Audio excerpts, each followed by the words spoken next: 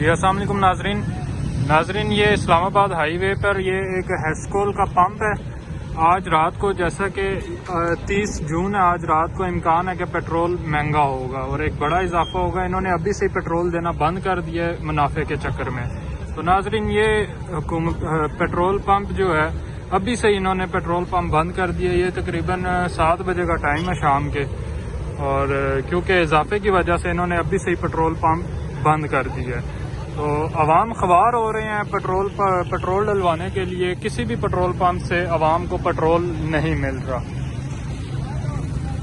اور ناظرین جہاں پر پیٹرول مل رہا ہے وہاں پر یہ لمبی لمبی لائنیں ہیں۔ اس کی وجہ یہ ہے کہ حکومت پھر امکان ہے پیٹرول بڑھانے کا حکومت کی طرف سے، تو یہ ابھی شام سے ہی لمبی لمبی لائنیں لگ چکی ہیں پیٹرول پمپ پر۔ کہیں پر مل رہا ہے تو لمبی لمبی لائنیں، اور جہاں پر اور کہیں پر انہوں نے بالکل ہی بند کیا ہوا ہے کیونکہ پیٹرول مہنگا ہونے لگا ہے۔